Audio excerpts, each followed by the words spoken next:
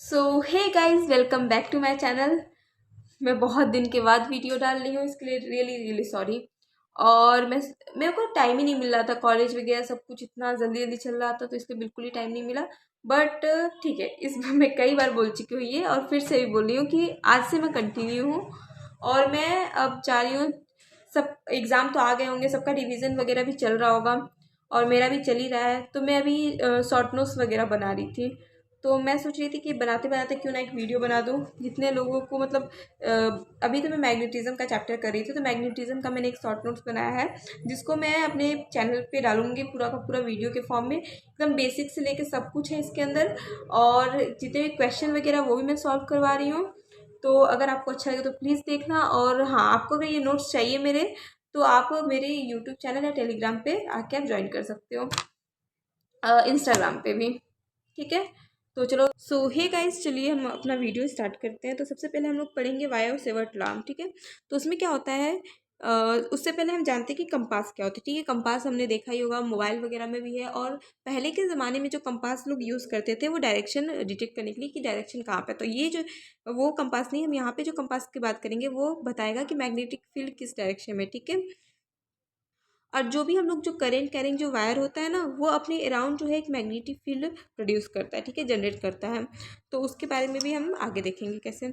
अब हमने पढ़ा है राइट हैंड थंब रूल, जो कि मैंने यहाँ पे फिगर वगैरह नहीं पेस्ट किया अभी, वो मैं बाद में कर दूंगी और इसको डाल भी दूंगी। तो अगर वो डायरेक्शन अगर अंदर की तरफ जा रहा है, ठीक है, जैसे ये थंब रूल है, हम इसको करंट के डायरेक्शन में रखते हैं, और फिर हम लोग ऐसे करके क्या बोलते हैं उसको देखते हैं। तो ये जो है ये करंट बताता है, और ये जो है ये हमारे जो फिंगर्स है, जो फिंगर्स दिख रही है, ये हमारी जो फिंगर्स है वो मैग्नेटिक फील्ड बताती है। तो अगर यहाँ पे एक मिनट, हाँ, जैसे ये एक वायर है, ठीक है, यहाँ पे जो करंट है वो इस डायरेक्शन में फ्लो कर रही है, ये आई करंट। तो हम करंट के डायरेक्शन में अपना थंब रखेंगे, और जहाँ पे हमारा ये उंगली पॉइंट करेगा, उसी को हम लोग अपनी मैग्नेटिक फील्ड का डायरेक्शन बताएं, समझेंगे। तो अगर ये अंदर की तरफ डायरेक्ट कर रहा है, तो इसका मतलब है हमारा जो मैग्नेटिक फील्ड है वो अंदर की तरफ है। तो उसे हम लोग ऐसे डिनोट करेंगे। ठीक है, क्या बोलते हैं, कट मार्क से उसको हम लोग इन्वर्ट करेंगे। ठीक है, अगर वो बाहर की तरफ आ रहा है, जैसे अगर करंट का यहाँ पे है डायरेक्शन, तो ये ऐसे आ रहा है, तो इसको हम लोग कहेंगे आउटवर्ड। ठीक है, इसको हम लोग डॉट से डिनोट करेंगे। ठीक है, अब आगे हम पढ़ेंगे calculation of magnetic field and its direction. ठीक है, तो इसमें आप डायरेक्टली नॉर्मली ये भी हम आप स्केलर वाला भी देख सकते हैं। स्केलर का ये फॉर्मूला है, D B is equal to mu naught four pi. ठीक है, और क्या बोलते हैं इसमें I D L, D L जो है एक शॉर्ट लेंथ होता है, ठीक है, उस वायर का, उसको डीएल कहते हैं। और साइन थीटा आर स्क्वायर, ये जो है स्केलर के लिए यूज़ होता है। और 90% जो न्यूमेरिकल होते हैं इसमें हम ईसी का यूज़ करके सॉल्व करते हैं। ठीक है, मैं अभी बोली जो एकदम बेसिक से नहीं जानते हैं वो ये वीडियो मत देखें। ठीक है, क्योंकि मैं इसमें एकदम बेसिक से कुछ नहीं बताने वाली हूँ। तो प्लीज़ हो सके तो वो लोग अपना पहले बाकी जो वीडियो इतने सारे यूट्यूब पे अवेलेबल है वो अच्छे से देख के आएँ। हाँ, इसको इसमें मैंने हर चीज़ डाला है, वैसा ऐसा नहीं कि कुछ नहीं डाला है, बट कुछ लोगों को कॉन्सेप्ट नहीं समझ में आया। जैसे मैंने अभी ये दोनों नहीं एक्सप्लेन किया, तो ये दोनों अगर आप लोगों ने देखा होगा तो आपको एक्सप्लेन होगा, ऑलरेडी आपको पता ही होगा क्या है क्या नहीं है। ठीक है, जैसे यहाँ पे आर है, तो आर से आर कट हो गया, ठीक है, तब यहाँ पे आर स्क्वायर आया है। तो ये सब आगे आपको पढ़ना पड़ेगा, तो आपको पता चलेगा एकदम बेसिक में। और हाँ, म्यू नॉट फोर पाई की जो वैल्यू होती है 10 टू पावर -7 होती है। ठीक है, अब डीबी जो होता है उसको हम मैग्नेटिक फील्ड से डिनोट करते हैं। मैग्नेटिक फील्ड की वैल्यू, जो मैग्नेटिक फील्ड है उसको हम लोग बी से डिनोट करते हैं, ये तो पता ही होगा आप लोग को।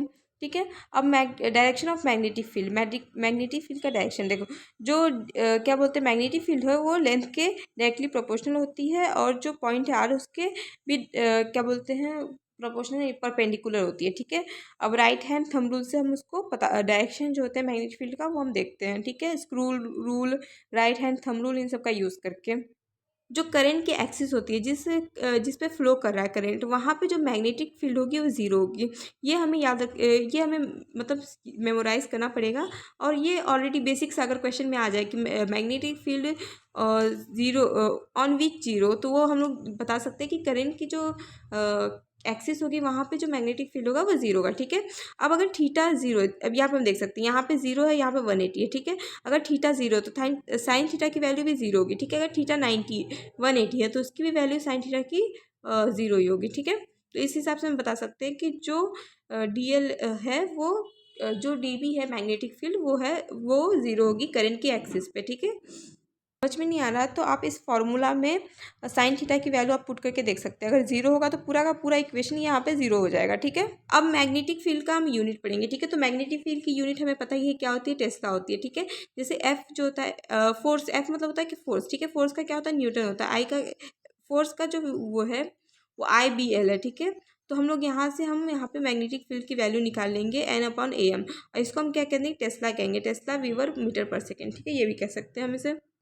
ये सिंपल फार्मूला बेस्ड क्वेश्चन है। बोल रहा है मैग्नेटिक फील्ड जो होती है डीबी पे due to small current element, जो छोटी सी current element small DL at distance R, R के डिस्टेंस पे क्या होगी, तो क्या होगा, DB is equal to 4 mu naught I 4 pi DL into R/3, ठीक है। ये जो सेम के सेम फार्मूला यहाँ पे अप्लाई हम लोगों ने कर दिया, ठीक है। तो यही चीज़ है यहाँ पे। तो यहाँ पे जो फार्मूला अप्लाई हो रहा है वेक्टर फार्मूला है, ठीक है। तो वेक्टर फार्मूला ये वाला है।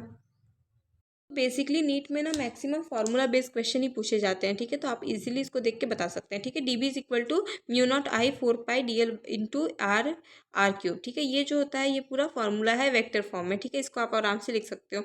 अब next, Tesla is a unit of magnetic field. दूसरा क्वेश्चन है टेस्ला। तो हमें पता ही है कि टेस्ला किसकी यूनिट है, मैग्नेटिक फील्ड की यूनिट है, ठीक है। We have straight wire of length L carrying a current I and P is a point of perpendicular distance from the wire magnetic field at the point P is magnetic field due to finite wire। तो कोई एक finite wire है, ठीक है। उसके बीच में यहाँ पे एक डिस्टेंस है, ए डिस्टेंस मान लेते हैं या आर मान लेते हैं, ठीक है। तो यहाँ पे पी पे है, तो ये जो एंगल है इसको θ1 θ2 मान लेते हैं, ठीक है। इन दोनों को ज्वाइंट कर लेते हैं। तो इसकी वैल्यू जो पी पर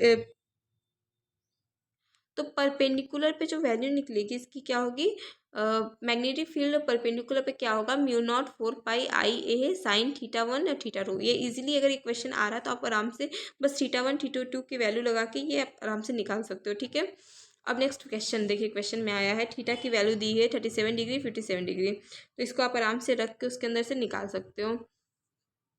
अब next, use the bye-seventh law to obtain the expression for magnetic field at the center of the coil bend to form square. एक स्क्वायर बन गया, ठीक है। अब स्क्वायर में सेंटर में हमें मैग्नेटिक फील्ड निकालनी है। तो मैग्नेटिक फील्ड की जो यहाँ से करंट जो जा रहा है वो 10 एम्पियर का करंट जा रहा है, ठीक है। यह हमें मेंशन किया गया है। तो नहीं 10 एम्पियर नहीं, सॉरी, यहाँ करंट आई है, करंट का कोई मेंशन नहीं किया गया। और ये जो है इसको 2A है, ठीक है। साइड 2 है तो ये दोनों साइड क्या हो जाएगा, AA हो जाएगा, ठीक है।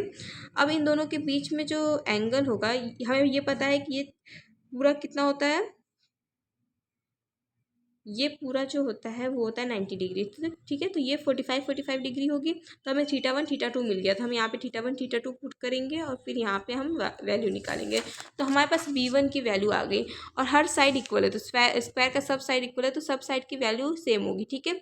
तो यहाँ पे बी नेट जो हो जाएगा 4B1 हो जाएगा, ठीक है।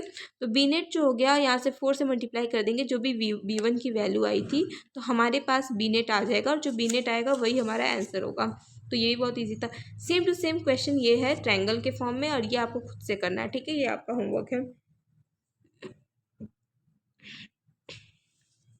अब magnetic field due to a straight wire of infinite length. अब अगर इनफाइनाइट लेंथ है, ठीक है, तो उसका मैग्नेटिक फील्ड क्या होगा। तो उसका सेम टू सेम इजीली मैंने यहाँ पे क्वेश्चन का वो दे दिया है। बायो-सेवर्ट लॉ आप अगर लगाएंगे तो आपको इजीली मिल जाएगा। तो इसका भी अगर दिखना है तो यहाँ पे नीचे मैंने मेंशन किया है, जो कि बहुत गंदी राइटिंग है, सॉरी यहाँ, बट आप देख सकते हो। B is equal to 4 pi I/A2। ये जो होगा इनफाइनाइट वायर की magnetic field due to straight wire of infinite length, ठीक है। इसका ये फॉर्मूला है। अगर आपको ये नहीं समझ में आया आप सिंपली θ1 क्या होता है 90 डिग्री, θ2 क्या होता है 90 डिग्री, ठीक है। ये क्यों 90 डिग्री होता है, क्योंकि ये जो वायर है बहुत दूर तक है, ठीक है, हमें नहीं पता चला। ये जो डिस्टेंस बहुत छोटा है, तो अगर हम देखेंगे तो हमें वो वायर तो बहुत ऊपर दिखेगी ना, तो इसकी वजह से हम इसका थीटा क्या ले लेते हैं 90 डिग्री है। ऐसे हमें हमारे लिए तो सीधा दिखेगी, हाँ। तो इसलिए हम इसका थीटा ले जाते हैं 90 डिग्री 90 डिग्री। अब हम लोग 90 को यहाँ पे डालेंगे तो यहाँ पे साइन 90 की वैल्यू 1 आती है, यहाँ पे भी साइन 90 की वैल्यू 1 आती है। तो 1 इज इक्वल टू 2 हो जाएगा। तो यहाँ पे 2 आ जाएगा, और म्यू नॉट 1 4 पाई और IA जो हो जाएगा वो 2 आ जाएगा, ठीक है। ये एक क्वेश्चन है जिसको सॉल्व करना है और आप सॉल्व करके हमें दिखाएंगे, ठीक है। अब same to same magnetic field due to straight wire of semi infinite length, तो वो भी बायोसेवर्ट लॉ लगा के आप इजीली निकाल सकते हो। यहाँ पे क्या था, 2 था, यहाँ पे 2 नहीं होगा, यहाँ पे म्यू नॉट आई 4 पाई ए हो जाएगा डायरेक्ट इजीली। आप इसको आराम से बायोसेवर्ट लॉ लगा के आप आराम से देख सकते हो, ठीक है। उसके बाद अब यहाँ पे हम लूप वाला देख रहे हैं, ठीक है। अगर सिंगल लूप है तो उसका कॉइल एंड टर्न है, तो उसमें मैग्नेटिक फील्ड कितनी होगी, तो B is equal to mu naught 2 IA upon number of turns, ठीक है। N is equal to number of turns होते हैं, तो ये इसका फॉर्मूला है। तो होप आपको ये वीडियो अच्छा लगा हो। अगर अच्छा लगा तो please like share and subscribe करना और कमेंट करना मत भूलना, जो भी आपको अजीब या बुरा लगा हो, ठीक है।